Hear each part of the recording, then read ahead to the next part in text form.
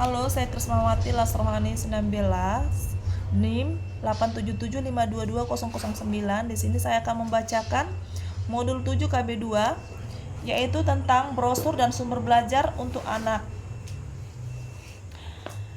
Di sini terdapat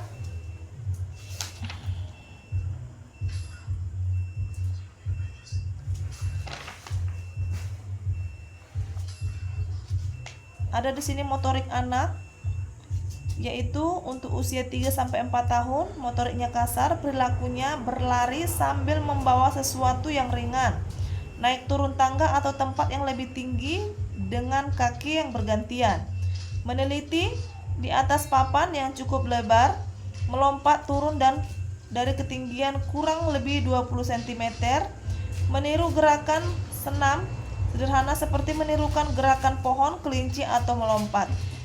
Motorik halusnya menuang air, pasir, atau biji-bijian ke dalam tempat penampungan, memasukkan benda kecil ke dalam botol atau potong lidi, kerikil, dan biji-bijian, meronce manik-manik yang tidak terlalu kecil dengan benang yang agak kaku, menggunting kertas mengikuti pola garis halus.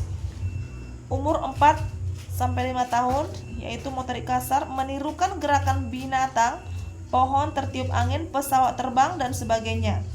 Melakukan gerakan mengganti atau bergelayut.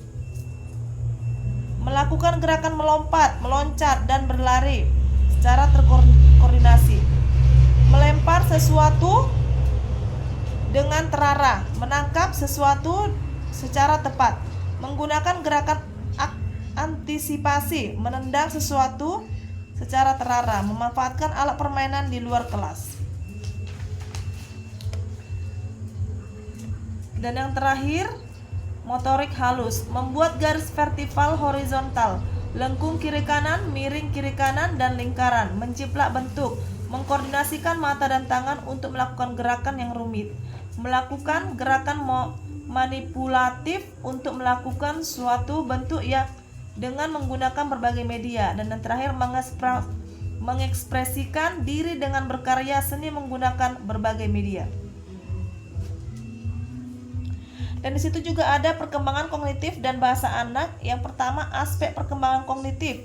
Tahapan perkembangan kognitif sesuai dengan teori Piaget adalah yang pertama tahap sensorimotor usia 0-2 tahun. Pada masa ini kemampuan anak terbatas dan gerak-gerak refleks, bahasa awal, waktu sekarang dan ruang yang dekat saja. Tahap pra-operasional usia 2-7 tahun. Masa ini kemampuan menerima rangsangan yang terbatas. Anak mulai berkembang kemampuan bahasanya walaupun pemikirannya masih statis dan belum dapat berpikir abstrak. Persepsi waktu dan tempat masih terbatas. 3. Tahap konkret operasional 7-11 tahun. Pada tahap ini anak sudah mampu menyelesaikan tugas-tugas menggabungkan, memisahkan, menyusun, menderetkan, melipat, dan membagi. Tahap keempat, formal operasional usia 11-15 tahun. Pada masa ini anak sudah mampu berpikir tingkat tinggi, mampu berpikir abstrak. Aspek perkembangan fisik. Perkembangan motorik merupakan perkembangan pengendalian gerakan jasmania melalui kegiatan pusat syaraf, urat syaraf, dan otot koordinasi. Keterampilan motorik anak terdiri atas keterampilan motorik kasar dan keterampilan motorik halus. Keterampilan motorik anak usia 4-5 tahun lebih banyak berkembang pada motorik kasar. Setelah usia 5 tahun baru terjadilah perkembangan motorik halus. Aspek perkembangan bahasa. Hare and Risley atau Morrow 1993 mengatakan umur 2 tahun anak-anak memproduksi rata-rata dari 338 ucapan yang dapat dimengerti dalam setiap jam.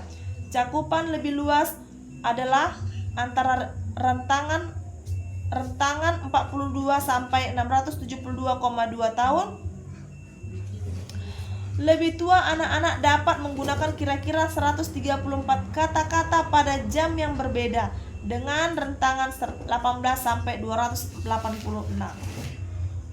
Dengan berpedoman pada karakteristik perkembangan motorik dan faktor intelektual pada anak, selanjutnya bagaimana anak belajar seusia mereka dapat kita lihat uraian proses terjadinya belajar pada anak.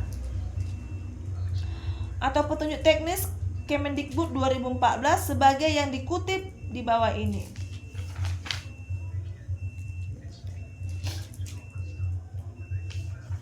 Yang A. Pendekatan perkembangan anak dalam pencapaian sumber belajar di internet. Selama proses pencarian sumber belajar untuk PAUD perlu diingatkan adanya prinsip DAP atau Development Appropriate Practice, di mana proses pembelajaran harus terintegrasi dengan perkembangan anak, baik perkembangan fisik, kognitif, moral maupun sosial. Yang B. Pemanfaatan komputer dan internet.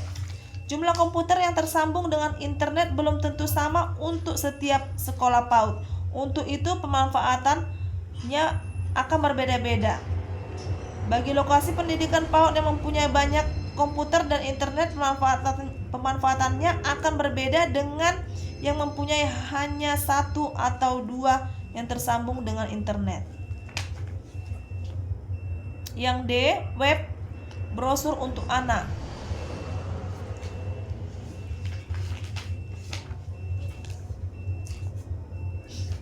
Yang E. Pencarian sumber belajar. Pencarian sumber belajar menggunakan komputer berbasis internet telah diuraikan pada kegiatan belajar 1.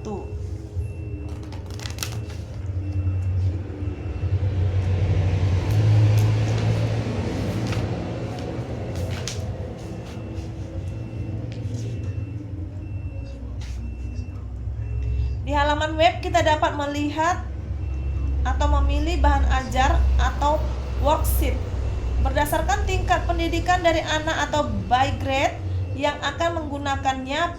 Pilihlah preschool atau taman kanak-kanak, maka akan tampak halaman web lainnya seperti gambar berikut. Di dalam hal ini dapat menelah peruntukan sumber belajar yang akan dijadikan bahan ajar. Terdapat data grade atau tingkat kelas yang dapat digunakannya. Walaupun demikian, jika guru ingin mendapatkannya, segera dapat dilakukan dengan mencari, menelah, dan mendownloadnya untuk kemudian dicetak. Dalam mendownload file, perlu diketahui jenis extensions dari bahan ajar yang mau didownload. Extensions adalah akhiran dari nama file setelah titik yang terdiri dari 2 huruf. Di bawah ini terdapat jenis-jenis extensions dari file. Dalam menggunakan bahan ajar yang bersumber dari internet, sebaiknya perhatikan hak cipta. Apakah bahan ajar itu bisa digunakan secara bebas atau free, atau membeli, atau diharuskan untuk mencari, memberikan, dan halaman web yang menayangkannya sebaiknya gunakan dalam lingkungan sekolah saja, tanpa mencoba memiliki hak cipta. Sekian dan terima kasih. Shalom.